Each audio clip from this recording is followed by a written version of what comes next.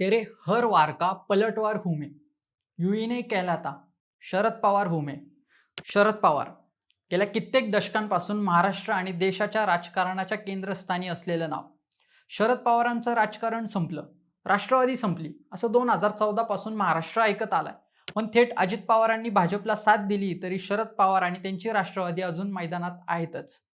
2019ची ती साताऱ्याची भर पावसातली सभा असो किंवा अजित पवारांचं दुर्दैवी निधन असो, शरद पवार यांनी कधीच माघार घेतलेली किंवा निवृत्तीची भाषा केलेली आपण बघितलेली नाहीये. त्यांच्या पक्षातील अनेक दिग्गज नेते त्यांना सोडून गेले. 2019 मध्ये राष्ट्रवादी काँग्रेस तर संपल्यात जमा झाली होती, पण शिवसेना बीजेपी मध्ये वाजलं आणि त्याचा योग्य फायदा घेणार नाहीत ते शरद पवार कसले.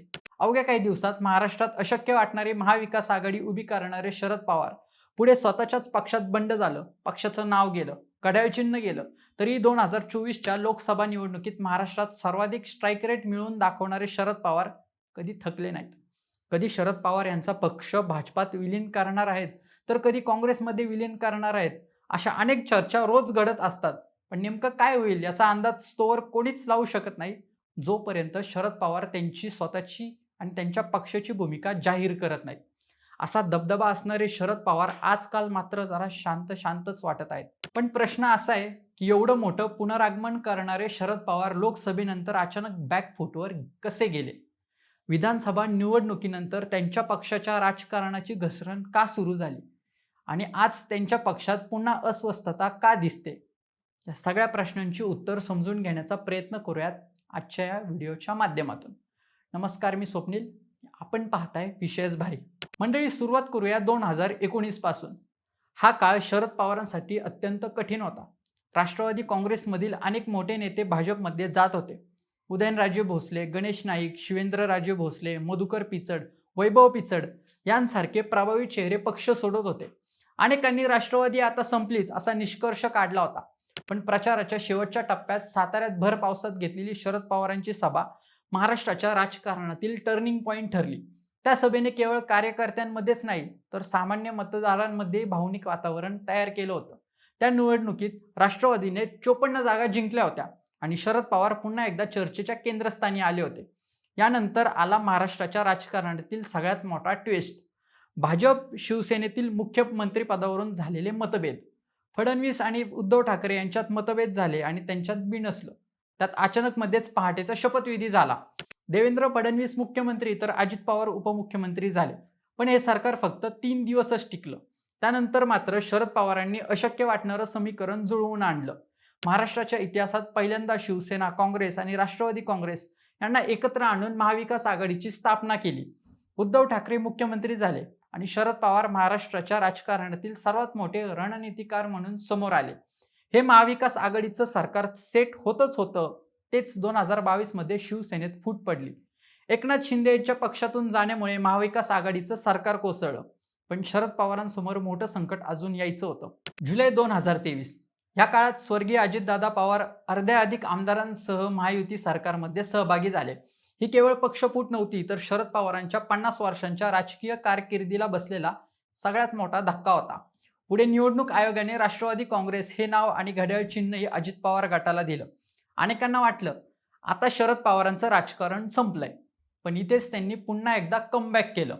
राष्ट्रवादी काँग्रेस शरद पवार गट या नावाने आणि तुतारी वाजवणारा माणूस या चिन्हावर त्यांनी लोकांमध्ये जाण्याचा निर्णय घेतला. संपूर्ण महाराष्ट्रात सभा घेतल्या. माझा पक्ष आणि चिन्ह हिसकावून घेतलं हा संदेश त्यांनी मतदारांपर्यंत पोहोचवला. या भावनिक मुद्द्याचा मोठा परिणाम निवडणुकीत झाला.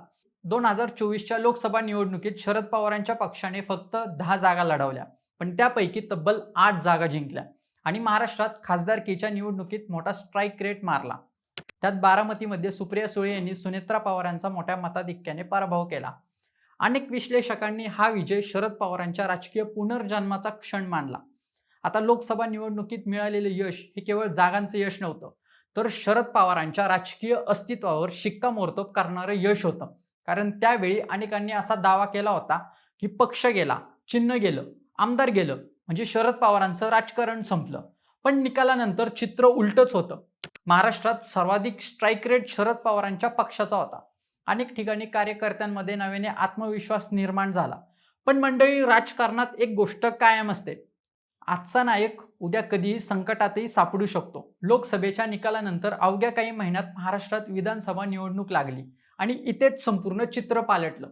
विधानसभा निवडणुकीत महायुतीने ज्या पद्धतीने प्रचाराची रणनीती आखली, त्यामध्ये लोकसभा निवडणुकीत झालेल्या चुका त्यांनी सुधारल्या.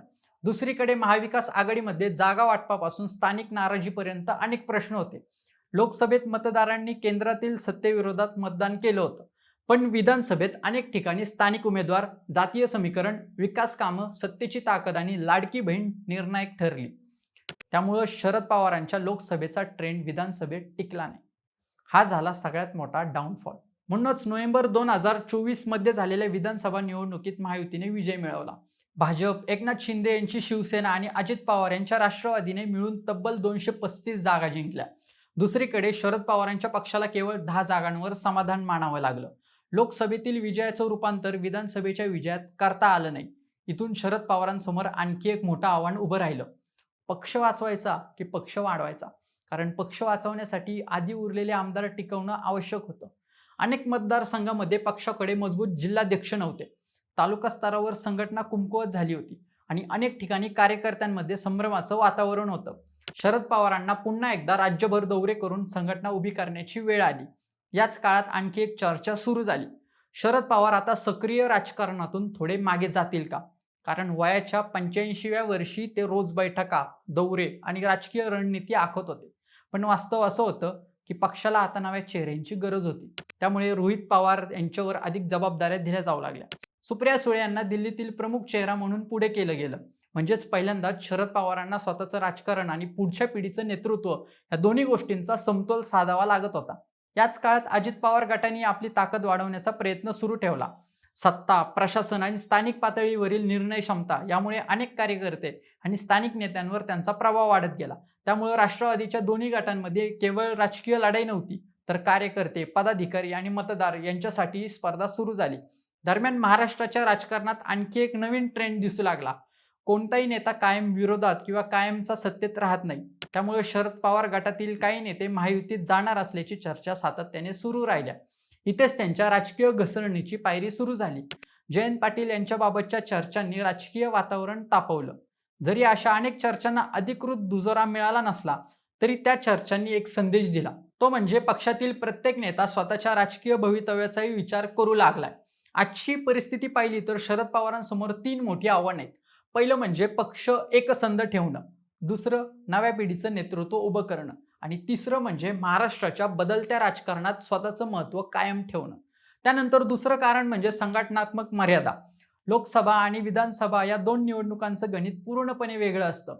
लोकसभेत मोदी विरुद्ध विरोधक अशी लढत असते, पण विधानसभेत प्रत्येक मतदारसंघात स्थानिक नेतृत्व, कार्यकर्ते, संघटन आणि संसाधनं ही महत्त्वाची ठरतात.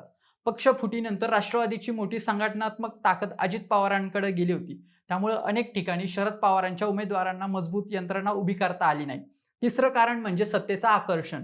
विधानसभा निवडणुकीनंतर महायुती पुन्हा सत्तेत आली होती. विरोधी बाकांवर बसलेल्या अनेक आमदारांमध्ये आणि स्थानिक नेत्यांमध्ये अस्वस्थता वाढू लागली होती. विकास कामांसाठी निधी, मतदारसंघातील कामं आणि राजकीय भवितव्य या कारणांमुळे काही नेते सत्ताधाऱ्यांशी संपर्कात असल्याच्या चर्चा सुरू झाल्या. जयंत पाटील यांच्याबाबतही विविध राजकीय चर्चा रंगल्या. त्या कितपत खऱ्या आणि कितपत अफवा हा वेगळा विषय असला तरी अशा चर्चांनी पक्षातील वातावरणावर परिणाम झाला. चौथं कारण म्हणजे महाविकास आघाडीतील बदललेलं समीकरण. 2019 मध्ये शरद पवार हे या आघाडीचे प्रमुख शिल्पकार होते, पण 2024 नंतर काँग्रेस स्वतःचा विस्तार करण्यावर भर देत होती. उद्धव ठाकरे गटालाही स्वतःची राजकीय जागा मजबूत करायची होती. त्यामुळे प्रत्येक निर्णयात शरद पवारांचा शब्द अंतिम राहील असं चित्र राहिलं नाही. जागा वाटपापासून पुढच्या रणनीतीपर्यंत मतभेद दिसू लागले. 5वं कारण म्हणजे पक्षाच्या उत्तराधिकारीचा प्रश्न. शरद पवार आजही महाराष्ट्रातील सगळ्यात अनुभवी नेत्यांपैकी एक आहेत, पण त्यांचं वय आता 85 वर्षांच्या पुढे गेले. त्यामुळे पक्षाचं पुढचं नेतृत्व कोण करणार हा प्रश्न अधिक गंभीर झालाय. सुप्रिया सुळे या राष्ट्रीय स्तरावर प्रभावी चेहरा म्हणून समोर आहेत, तर रोहित पवार यांना भविष्यातील राज्यस्तरीय नेतृत्व म्हणून पाहिलं जातं. मात्र हा बदल सहज होणार की त्यात आणखी राजकीय संघर्ष होणार हे अद्याप स्पष्ट झालेलं नाहीये. सोबतच अजितदादांच्या जाण्यानंतर सुनेत्रा वहिनी आणि पार्थ पवार हे आक्रमकपणे राजकारणात सक्रिय झालेत.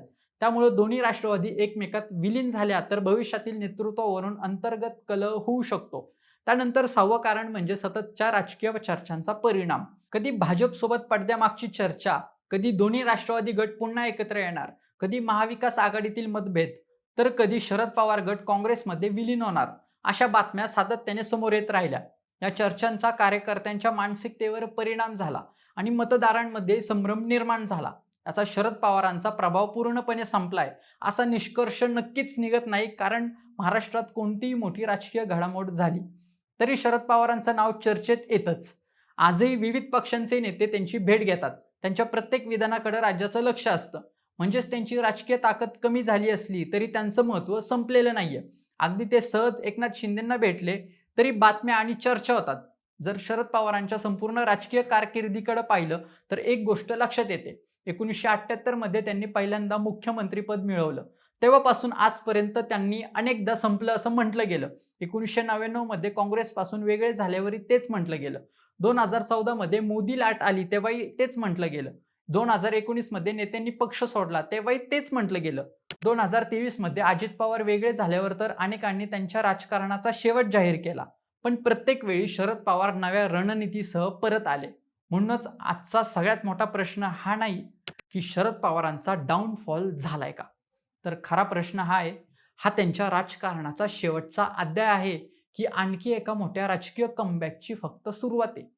महाराष्ट्राचं राजकारण पाहिलं तर या प्रश्नाचं उत्तर आज कोणाकडेच नाहीये आणि कदाचित हीच गोष्ट शरद पवार यांना इतर नेत्यांपेक्षा वेगळं बनवते. महाराष्ट्राच्या राजकारणाने एक गोष्ट अनेकदा पाहिली आहे. शरद पवारांना कमी लेखणाऱ्यांना त्यांनी अनेक वेळा आश्चर्याचा धक्का दिला. आता पुन्हा एकदा तसंच होणार का, हे पाहणं महत्त्वाचं ठरणार आहे. बाकी मंडळी, तुम्हाला काय वाटतंय? शरद पवारांची शेवटची राजकीय खेळी असेल की ते पुन्हा काही खळबळजनक राजकीय घडामोडी घडून आणू शकतील? तुमची मतं आम्हाला कमेंट करून नक्की कळवा आणि सोबतच आमच्या विशेष भारीच्या YouTube चॅनलला सबस्क्राईब करायला विसरू नका. धन्यवाद.